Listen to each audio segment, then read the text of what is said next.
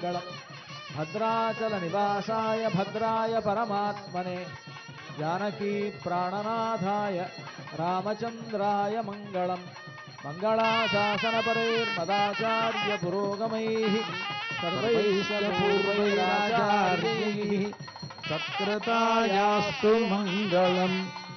భద్రాద్రి రామ గోవింద, ఓంకార రామ గోవింద గోవింద, వైకుంఠ రామ గోవింద గోవింద. అందుకని వానరుల వల్లనే నీకు చావు వస్తుంది అని నందీశ్వరుడు శపించాడు. అందువల్ల ఆయనకు వానరులంటే లెక్కలేదు, చులకన భావం ఉంది. మనుషులు మాత్రం నన్నేం చేస్తారు, మనుషులు కూడా నన్నేం చేయలేరు అనేటువంటి ఒక కండ కావరంతో ఉన్నాడు ఆ రావణాసురుడు అని తెలిసినటువంటి మహావిష్ణువు తానే ఒక మానవ మాతృడుగా అవతరించాలి అని తలచి దశరథుణ్ణి తన తండ్రిగా భావించుకొని కౌసల్య దశరథ నందనుడుగా అవతరించి రావణ కుంభకర్ణాది రాక్షస సంహారం చేశాడు.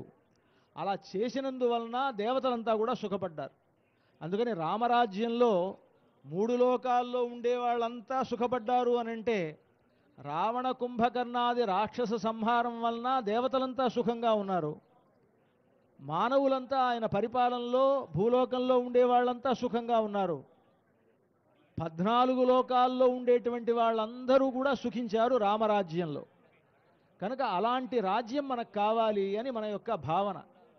రాముడు పరిపాలించేటువంటి కాలంలో అందరూ ఎలాగైతే సుఖంగా ఉన్నారో అలాంటి సుఖమే మాకందరికీ కావాలి అనేటువంటి అభిప్రాయంతోనే ఈ పట్టాభిషేకోత్సవాన్ని మనం జరుపుకుంటాం.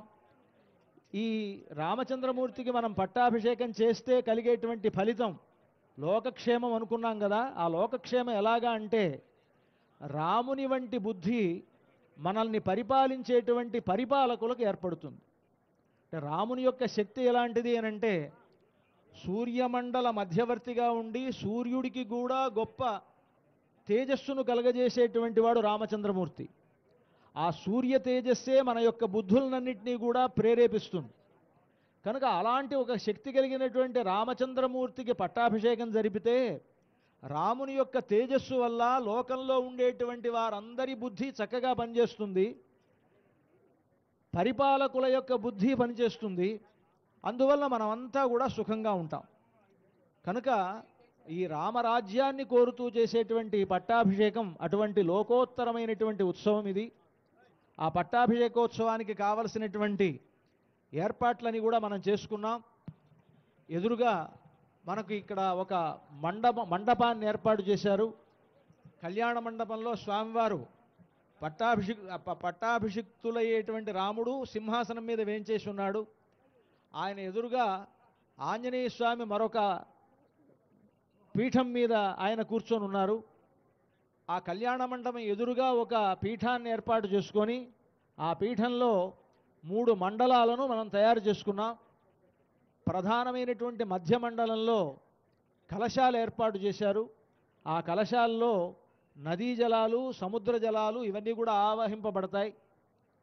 ఈ కలశాలకు కుడివైపు ఉండేటువంటి మండలంలో బ్రహ్మ విష్ణు మహేశ్వరులు, సరస్వతి, లక్ష్మీదేవి, పార్వతీదేవులతోటి పాటుగా అక్కడ ఉంటారు.